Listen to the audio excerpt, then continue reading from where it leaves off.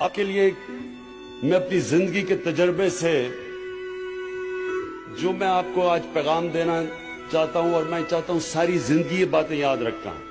یہ میری ساری زندگی کا تجربہ ہے کہ دیکھیں انسان وہ بڑے کام کر کے جاتا ہے اور اس کا نام ہوتا ہے دنیا میں،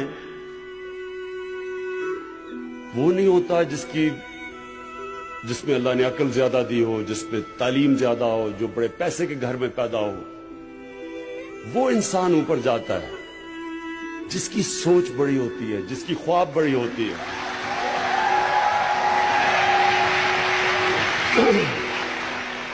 اس لیے آپ سب کے لیے، یا خواتین ہیں یا نوجوان ہیں، سب کے لیے آپ کے کہ یاد رکھنا، بڑی خواب، بڑی سوچ بڑی رکھنا. اور بڑی سوچ ہمیشہ ایک انسان سے نکل کے ہوتی ہے.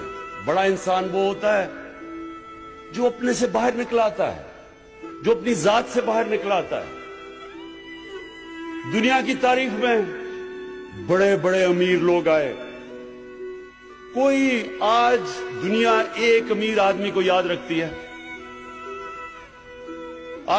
کوئی آپ کو یاد ہے امیر آدمی آج ہے، جیسی وہ مرتا اس کے بچے ہی اس کو بھول جاتے ہیں، باقی دنیا تو چھوڑیں. انسان دنیا اس انسان کو یاد رکھتی ہے جو انسانوں کے لیے کچھ کر کے جاتا ہے.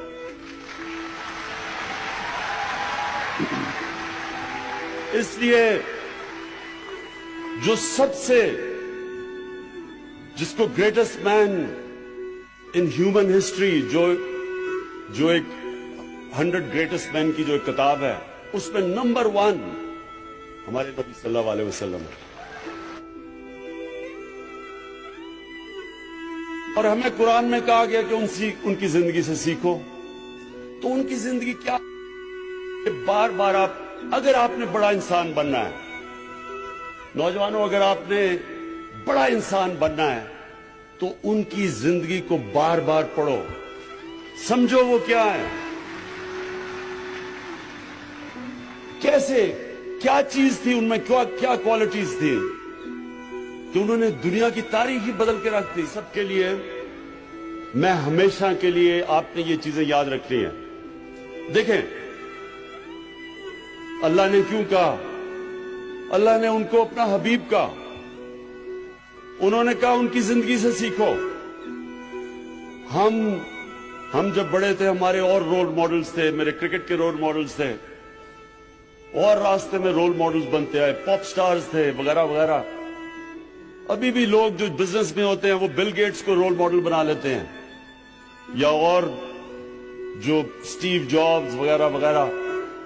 لیکن یہ یاد رکھیں کہ یہ کوئی بھی ان کے پیر کی مٹی کے بھی برابر نہیں پہنچ سکتے.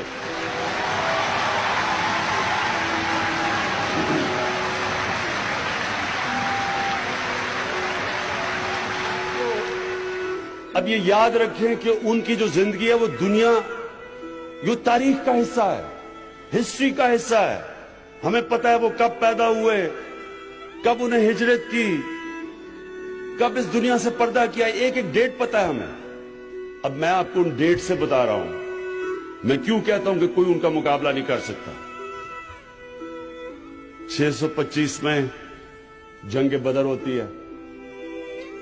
مسلمان صرف 313 لڑنے والے، ان میں سے سب کے پاس تلواریں بھی نہیں تھی. اور 636 11 سال کے بعد، یہ تاریخ کا حصہ ہے، میں آپ کو تاریخ بتا رہا ہوں.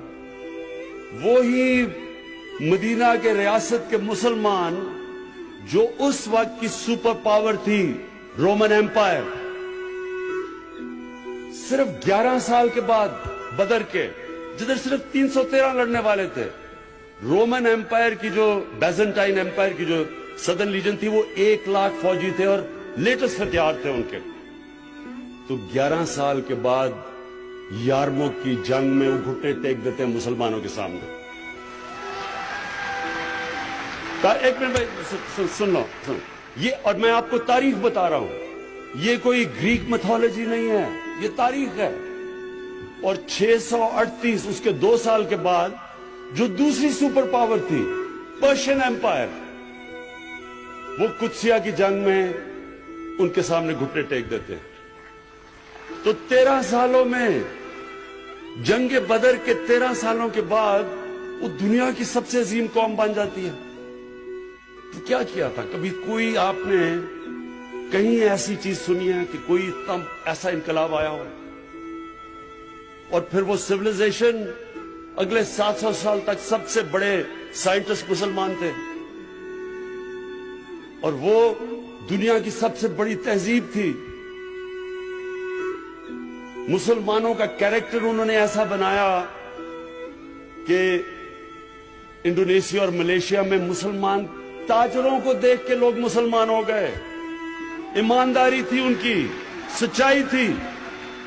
سو میں یہ جو آپ کو کہہ رہا ہوں، یہ آپ نے سمجھنا ہے نوجوانوں، بیکاز فیوچر تو آپ کا ہے۔ تو آپ نے ایک چیز سمجھنی ہے، نمبر 1 سب سے امپورٹنٹ چیز یہ کہ ہمارے نبی صلی اللہ علیہ وسلم نے انسانوں کو بدلا، اور قرآن کی آیت ہے کہ میں کبھی کسی قوم کی حالت نہیں بدلتا جب تک وہ قوم خود اپنی حالت بدلنے کی کوشش نہ کرے۔ یعنی کہ اگر ہم نے نیا پاکستان بنانا ہے تو حکومت ایک طرف کوشش کرے گی اور قوم دوسری طرف کوشش کرے گی۔